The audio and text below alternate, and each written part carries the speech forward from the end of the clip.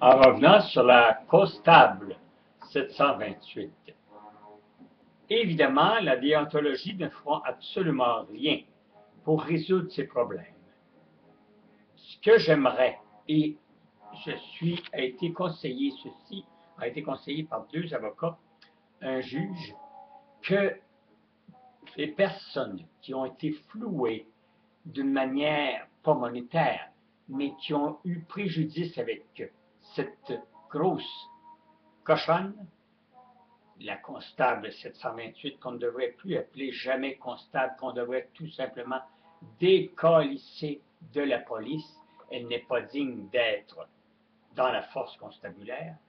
C'est à toutes les gens qui ont été brimés dans leur liberté, dans leurs actes, dans leurs gestes, ou qui ont eu préjudice avec elle.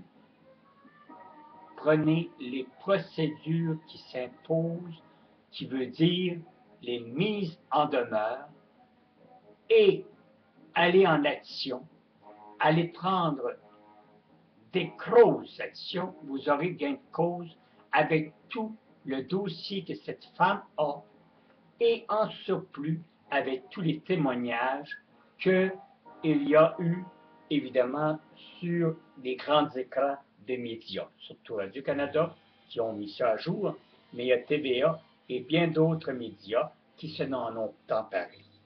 Ce que je déplore, c'est qu'il y ait un site sur Facebook et qu'on veut la mettre à mort. Là, c'est... Calisse, quand vous voulez être con, vous avez la cerise sur Sunday. Pourquoi être plus con qu'elle?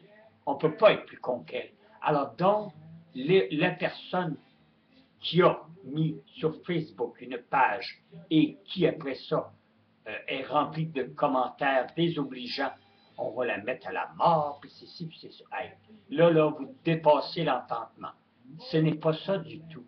Moi, j'aime bien mieux que vous étudiez le dossier, que vous allez prendre ça, puis vous allez mettre ça dans les mains d'un bon avocat, et après ça, varger dans le tas, comme en bon québécois on dirait.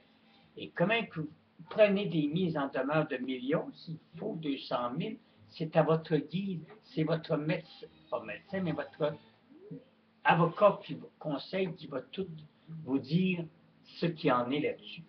Alors, bien mieux. Ça va être bien plus payant parce qu'elle n'aura jamais de pénalité. Elle, tout ce qu'elle peut avoir, c'est d'être mis au rencard dans la bureaucratie, peut-être dans un coin de bureau à la force constabulaire. Ça m'étonnerait qu'on la congédie totalement.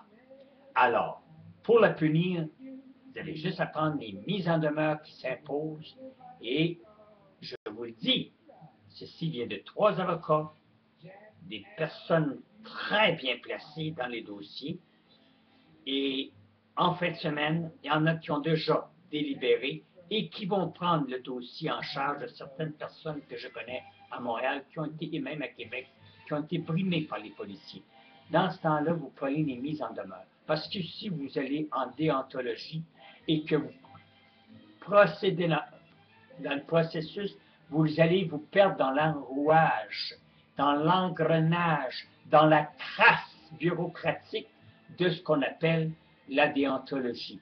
Parce qu'oubliez pas que la déontologie protège leurs forces constabulaires ainsi que leurs policiers et policières, et c'est sûr et certain que vous n'aurez jamais gain de cause avec eux.